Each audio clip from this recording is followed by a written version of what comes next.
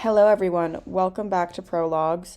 My name is Mary, and today I want to talk about drinking and alcohol and my relationship with it and why I feel confused by it. And I just want to tell you up front, this is not going to be an educational or informational episode. It's not a guide, it's not a how to.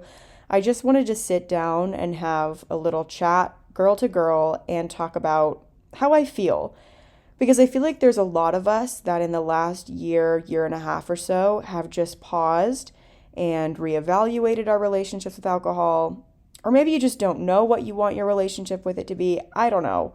All I know is this is a thing I think about all the time, and I figured it was time to chat with you guys.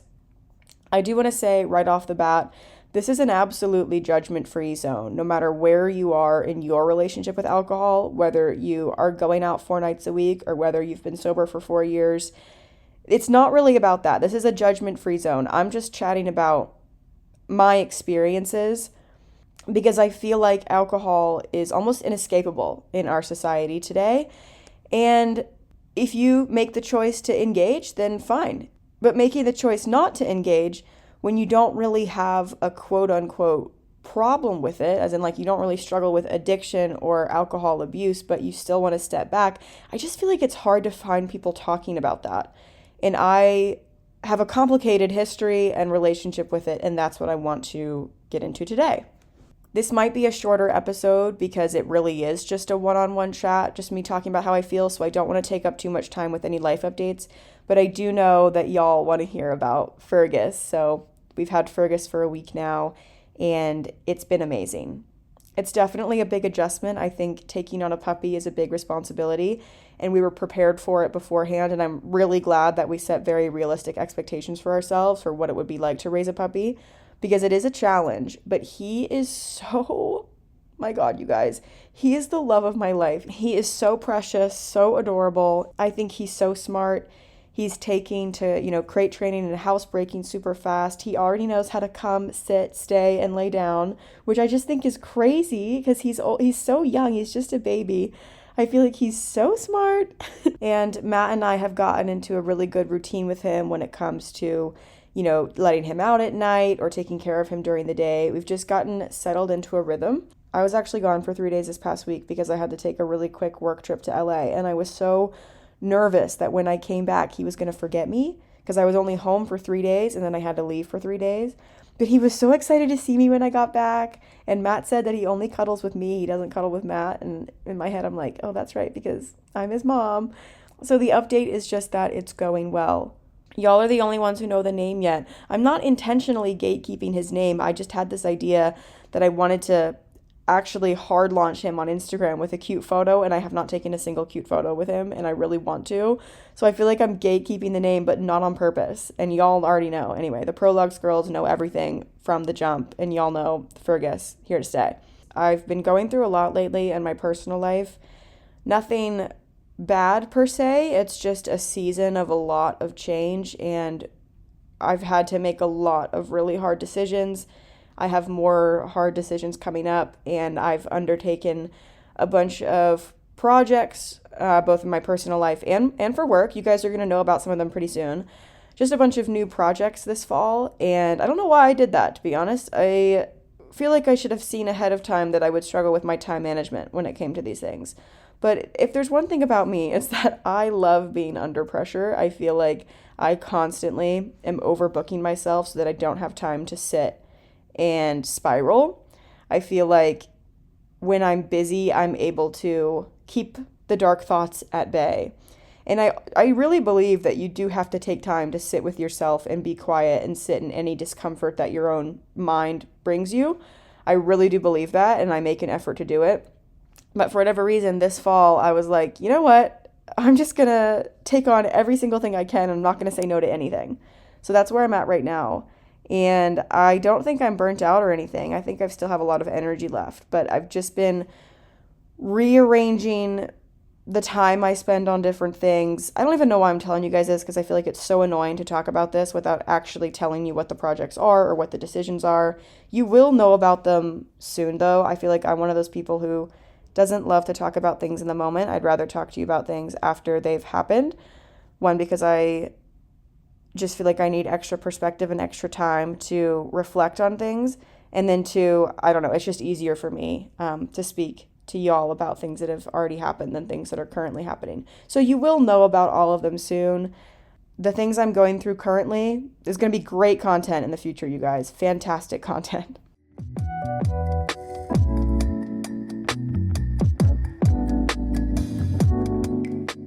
So when it comes to drinking, like I said, this is a judgment-free zone no matter where you're at in your relationship with alcohol. I really don't want you to think that I am judging you for anything. I'm really, really not. I just spend a lot of time thinking about my own alcohol consumption, and because it's on my mind a lot, I feel like I should bring it to the pod. So I'll give a little backstory. I started drinking, for real drinking, not just like a little sip here and there, but actually drinking in college, like a lot of us, I feel. And I didn't drink very much until actually I graduated. So I graduated in 3, but I stayed in my college town for an extra year.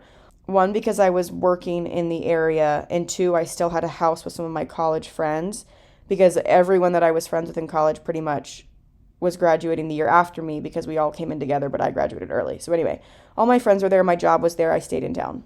And that's when I had my infamous 2019 full psychiatric breakdown and mental spiral, which I've talked about on the podcast a few times before. 2019 was one of the most mentally unstable years of my entire life. And perhaps unsurprisingly, it's also the year where I drank the most alcohol collectively. And I definitely abused it badly during that time in my life.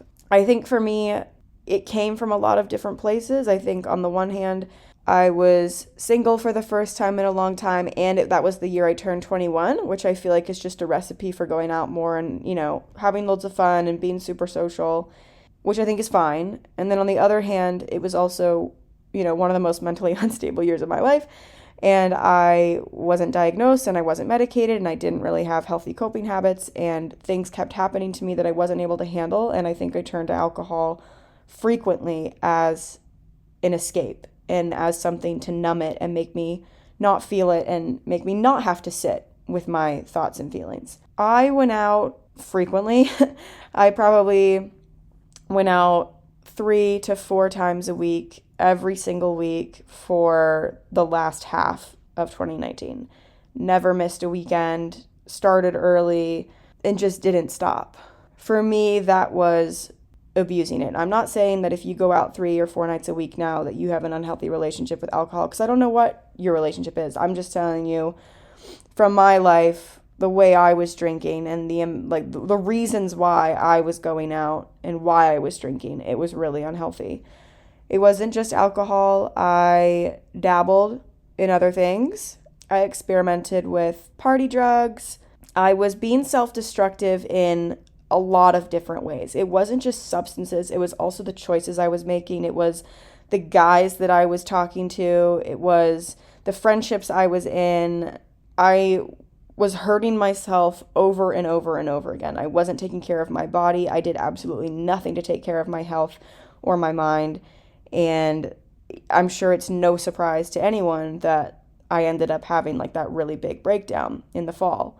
Leading up to that breakdown, I think I talked about this in episode 2, which was my diagnosis story. But leading up to that, I had a really toxic sleeping pill addiction. I was self-medicating with sleeping pills.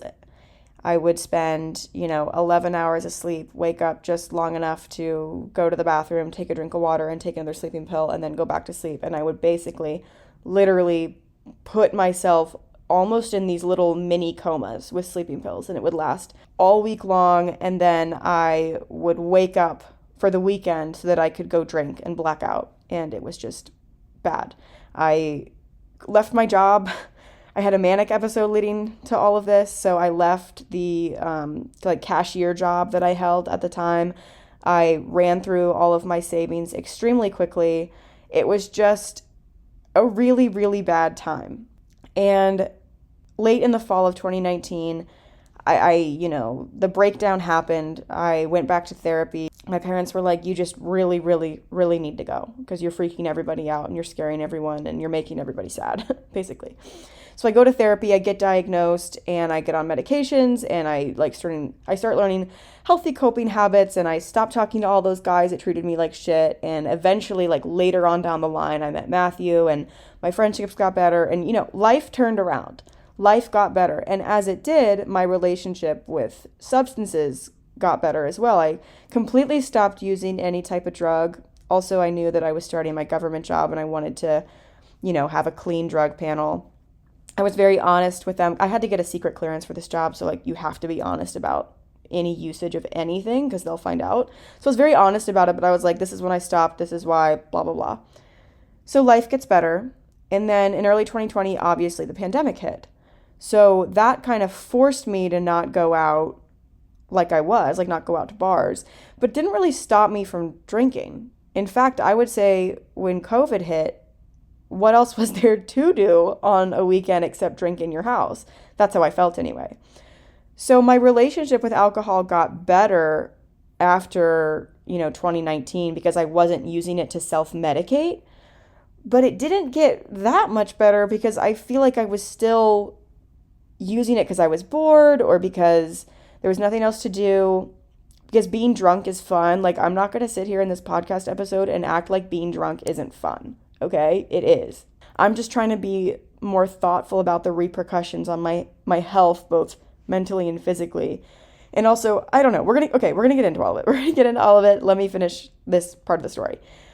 That was 2020. 2021, I moved up to Arlington, and the summer of 2021, COVID wasn't really over, but I feel like things started opening up a little bit more. You could go to outside beer gardens, you could go to rooftops, things like that.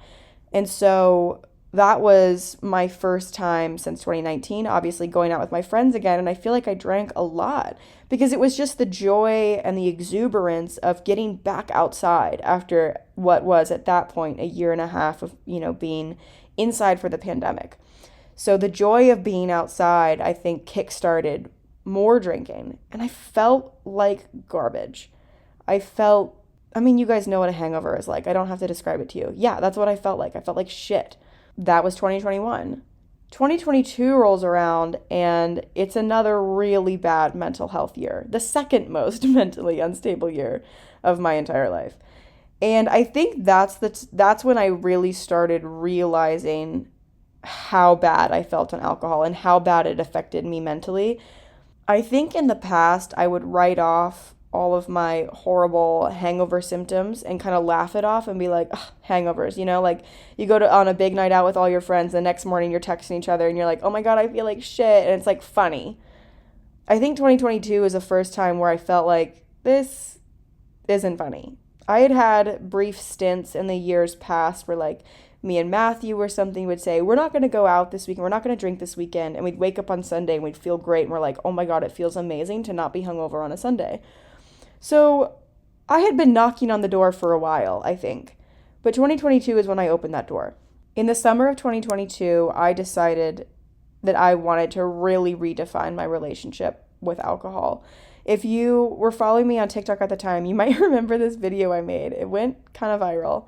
And it was me talking about how I was going to cut back on alcohol and have a lower alcohol lifestyle on the July 4th holiday weekend. And I made this little vlog that was my first weekend trying to be lower alcohol, and it's this holiday weekend. And I got fucking blasted in the comments because I was still drinking. I think I had probably 4, maybe 5 seltzers over the course of the 3-day holiday weekend. And I'm getting blasted in the comments being like, this girl thinks having 5 drinks is low alcohol. And that was eye-opening for me because at the time I was thinking, okay, I'm going to drink less. And if that means, 5 seltzers spread out over the course of a holiday weekend, for me, that's a lot less. That is lower for sure. But so many people in the comments were being like, that's still literally so much. I would never drink that much. And then also, I'm not going to act like it was all negative. There were also so many people in the comments being like, I get it. For me, that would be a lot lower too. Good for you. Mixed reactions, as with everything you post on social media. People are going to come at you from both sides always. But making that video was interesting to me because I thought that, I don't even know how many it was. I think it was 5. that for me was a lot less. That was really low. And I felt good. I didn't have a hangover. I felt pretty alert and awake and everything the whole weekend. And it felt nice. And comparing that to a holiday weekend in years past or something, or even just July 4th the year before.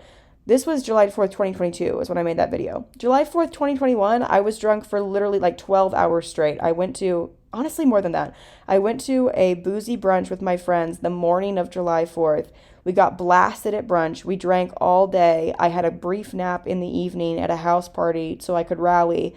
And then I woke up and got super like very, very, very drunk, borderline blackout again. And then we went dancing. Compare that experience to me having 5 seltzers over the course of 3 days, and I was feeling pretty good about that choice. After reading my comment section, though, I was like, shit, like, is this still a lot? Am I kidding myself? Is this still really unhealthy? I don't know. Is this unhealthy? I don't know. So I basically decided that I was gonna not drink. And so from summer through winter of last year, like the last 6 months of 2022, I really didn't drink alcohol. I would have maybe like a glass of wine every 3 weeks or something like that. It was not part of my life. I didn't even really finish the glass of wine. Like, it just wasn't part of my life. And it was almost like a detox, and I'm really, really glad that I did it. I feel like I proved something to myself. I proved that I didn't have a struggle with addiction because I was able to just stop for 6 months, and I was kind of glad because you kind of worry. I don't know, do you guys ever sit down and worry about your relationship with alcohol and wonder if you're struggling more than you think you are? I don't know if that was just me.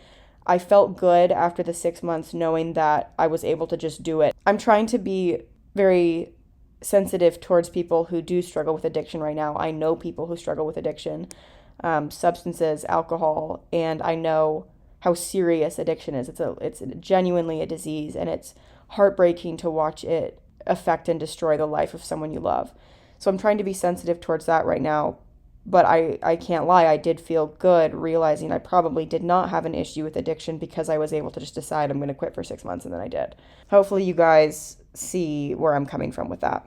I think a disappointment I had during that time was that not drinking made my mental health better in the sense that I wasn't having horrible anxiety afterwards. I wasn't slipping into like little depressive episodes after a weekend of drinking, stuff like that. We all know. You don't even have to like have a mental illness to know that alcohol is not good for your mental health. I think maybe I was disappointed that it didn't help more than it did. Maybe I was expecting to see bigger health changes, not just mentally, but also physically. Maybe I thought, looking back, that not drinking was going to change my health, improve my outlook. Maybe I thought I would lose weight off of it. I don't know. Maybe I thought my skin would be better, my energy levels would be better. Again, looking back now, I think I just expected more out of it than I got. It was good for me, don't get me wrong. I'm happy I did it. But it also didn't completely transform my mind and body the way that I had heard other people say, like, going sober did. Whatever the reason may be, maybe it was because of that, maybe because we were entering the holiday season and Christmas and New Year's Eve are some of my favorite holidays ever. Like, I love New Year's so much. But I decided to start drinking again a little bit around the Christmas New Year's mark. Matt and I went to Seattle for New Year's Eve, and it was just good vibes. I had a really good time. It was like a nice little romantic vacation for the two of us. Champagne is my favorite drink in the entire world, and New Year's Eve is the champagne holiday. So I just started drinking again, and I didn't take it super far. I don't think I got drunk, like actually drunk, kept it low key for that whole time. And then I was like, you know what? This feels kind of nice. Like, I can get the nice, glowy, fuzzy, bubbly feelings from being a little tipsy without taking it too far, without getting properly drunk, and without getting a hangover. And so up until this point in this year, this brings us to 2023, I've just been in this weird in-between place. Sometimes I don't drink at all. Sometimes I really want to. I have gotten drunk 2 or 3, I think probably 3 times this year, and I know exactly like when they were. I got drunk at a going away party for one of my friends who's moving to Thailand. I got drunk at the end of season wrap party for the Dallas Jackals, like back when Matt was in Texas. And then I got drunk after a concert that I saw with my friend. So 3 occasions. And then there have been more occasions where I've been, tipsy or a little giggly. And it's September, so I feel like that's not too bad. But at the same time, I'm sitting here and I'm just feeling confused because I'm like, even if I'm not getting drunk, even if I'm not having bad hangovers, why am I doing this again? Is it just because it feels good? Because it does feel good. But I know it's not good for me. I know it's bad for me. Like, it's been proven so many times, time and time and time and time again, that alcohol does not have any positive health benefits for the body whatsoever. I feel like growing up, we all heard that one study that was like, some red wine is good for your antioxidant levels and blah, blah, blah. That's been debunked so many times. Like, everyone agrees that alcohol doesn't have positive health benefits. It's literally poison. It's straight up poison that we guzzle into our bodies every week. So why do we do it? Well, we do it because it feels good. Like, I'm not going to act like it doesn't feel nice. But I just get mad at myself because I'm like, I'm so fully aware of the fact that this has no positive benefits for me. And if I overindulge, which is very, very easy to do, because once you start drinking, it's easy to keep drinking. You know what I mean? Sometimes that first drink is really, really hard. But once you have like just a mild little glow, you're like, wait a second, I feel great. I'm going to keep drinking. That's definitely happened to me a bunch. It doesn't have any benefits. And it has so many negative parts, so many dangerous parts. So why am I doing it? And I think I've just been contemplating that a lot lately, and that's why I'm making this episode. Because I don't have an answer at all. I have no idea why I'm doing this. Is it just cultural?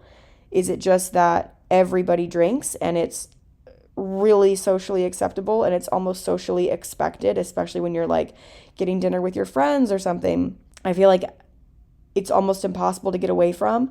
And sometimes it feels like choosing not to drink in a social setting. It's just drawing attention to yourself and then you have to ask questions. Or it feels like choosing not to drink is making some kind of statement that I feel like I'm not making. I just don't want to, but it feels weird. It's so confusing. It's so complicated. A lot of the time I don't want to drink because I don't want to feel bad. I don't want to have one drink and then want to keep drinking and then wake up the next day with a hangover. I don't want to have anxiety. I don't want to trigger a depressive episode. I don't want to get drunk and order $50 worth of McDonald's on Uber Eats. How many times have I done that in my life? I can't even tell you. Like, I don't want to do all the things that come with drinking. And yet, it's fun. A couple of weekends ago, my friend was up in town and we went to lunch and we had a single margarita and then we were hanging out all day. And then afterwards we're like, oh, well, let's go to grab an early dinner. And then the early dinner was having a sangria pitcher, like happy hour special. And we're like, oh my God, we love sangria. Let's have a pitcher. It just happens. And I think that's fine. Like, I don't think I'll ever be 100% sober. And I don't think I ever want to drink as much as I used to. I just genuinely don't know what I want to do. And that's why I'm making this episode, because I just wonder if any of you guys are feeling the same way. And of course, this uncertainty is making me get further inside of my own head. And now I'm questioning myself and my intentions again, because I'm sitting here thinking, okay, I was very easily able to put my mind to it and stop for 6 months, which to me said, okay, you don't have a problem because you can just decide to stop and you stop. Why then do I not even want to sit here right now and say, okay, I'm not going to drink for the rest of my life. I'm going to be sober forever. I don't want to make that choice. I don't want to do that. But knowing that it's bad for me, does not wanting to do that mean I actually do have a problem?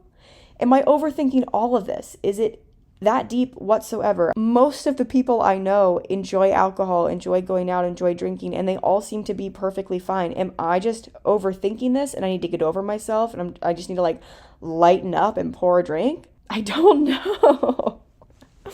I really don't know. One thing I do know is that if I were to ever be sober, it would be a California type of sober. Even when I really don't like alcohol, I always feel like I have a very positive association and really positive experiences with weed. I get asked sometimes, how does the weed affect your mental health or interact with your medications or anything like that? The only advice I can give you is just to be completely straight up honest with your doctor if you have a health concern. I am brutally honest with my doctor, my psychiatrist, my therapist, whatever, about anything that I do. And because I'm that honest, they're able to advise me and let me know how to be smart and how to be safe. I know that as someone who gets on the internet and talks about mental health, the fact that I'm also very open about enjoying weed is perhaps a do as I say, not what I do thing. I know that for a lot of people that is going to cause really negative interactions, but I also am going to be honest with you guys, like, pick your poison. I'm picking weed. Like, I'm just going to do it. If you think that's irresponsible for me to talk about, I do understand, but I'm going to do it anyway. With that in mind, knowing that I enjoy the feeling of like being a little high more than a little drunk, why is alcohol a source of temptation for me whatsoever? Like, why don't I just, like, if I'm in a situation where I want to feel a little socially lubricated, a little chilled out, a little at ease, why do I even consider alcohol when I know that weed is an option and I've never had a bad hangover or anything like that? Where I'm at with alcohol currently, where I've been at for a while, is that I only drink if there is some kind of reason to. So I'm not going to drink like a glass of wine with dinner, or I'm not going to drink just because it's a Friday. But if I'm going out to a friend's birthday dinner, then I'll have a glass of champagne and toast to her. Or if I'm making a meal that would pair just so well with my favorite wine, I'll have a little bit of a glass. Because that to me is enjoying alcohol because it enhances an experience, not making alcohol the entire experience. That has been working pretty well for me, I think. I think it's a good level of boundaries to have. Sometimes I do still feel weird about it because I'm taking the time to put these boundaries in place at all, and I feel like no one else in my life really is, and that makes me feel weird, and it makes me feel like a loser, and sometimes it makes me feel not cool, or like I have this massive problem that I'm fooling myself about. There's so much social pressure to drink, and I don't feel like I'm someone who succumbs to peer pressure very easily. I feel like I've always been a little bit more of a social, not outcast, but I always feel like I kind of stand at the edges of social circles. I rarely feel like I'm in the middle of one. And I'm comfortable with that, and I don't necessarily feel like I succumb to peer pressure very easily at all. But when it comes to alcohol, it's very hard to escape. If you're at a dinner with your friends and there's not like a celebration going on, it's just a dinner, there's not a reason for the dinner, you're just hanging out, and everyone else is ordering a cocktail, and I feel like I'm sitting there having this internal battle staring at the menu being like, should I just get a cocktail because it's fun? Or should I just get water or a soda or something, or even a mocktail? Okay, this is a sidebar. Why are mocktails the same price as cocktails these days? Why the fuck am I going to pay $12 for like a mint sparkling lemonade with a fancy name because it's on the mocktail menu, when I could pay $13 or $14 and have that exact same thing with a shot of Tito's? It doesn't make any sense to me. Anyway, I feel very conflicted in those situations because I feel like ordering a mocktail makes it seem like I'm making a statement. I feel like when you talk about sober curiosity or wanting to redefine your relationship with alcohol in front of people who do drink a lot and enjoy it, it can come across as judgmental. It can come across as like holier than thou. And I don't want that at all. That's not my intention at all. It just feels so tricky to navigate, you guys. Oh, I think I'm okay with my current boundary, which again is just if alcohol is going to really genuinely enhance an experience, then I can have a little bit. If I'm using alcohol to make the entire experience good, then I need to not have it. I think that's working for me pretty well, but I feel like an ideal version of myself, the highest version of myself that I envision in the future, doesn't drink at all. I feel like that would be great of me, and yet I don't know how to get there. And if I don't know how to get there, does that mean I have a problem and I really need to get there? Yeah, okay, God. I think regardless, even though I don't have an answer to give you guys right now, I think it's important to hold these conversations because they don't happen often enough. When it comes to a dangerous substance like alcohol, no matter how fun it can be, I hope we can all BFFR and acknowledge that it is not good for us. When it comes to engaging with a substance like that, I think it's important to have these conversations where we just talk about being aware of it and talk about being mindful and very intentional with our consumption. No judgment to whoever. about how much you're consuming or how little. I just think it's good to be aware.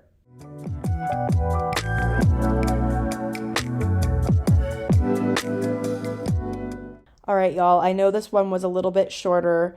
Thank you for listening to my thought spiral, my little rambling, my thinking out loud. It felt good to kind of come to you guys and speak about a topic that I've been pondering for so long.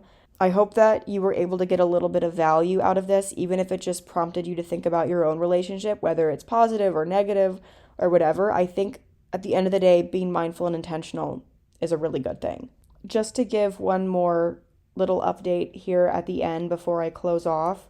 I know I said beforehand that there were a bunch of projects I was working on, projects I'm launching. And over the course of recording this episode in the last 37 minutes, I've decided to tease one of them because I can't help it. There may or may not, or may be some podcast merchandise launching this fall. I've been working on it for a while.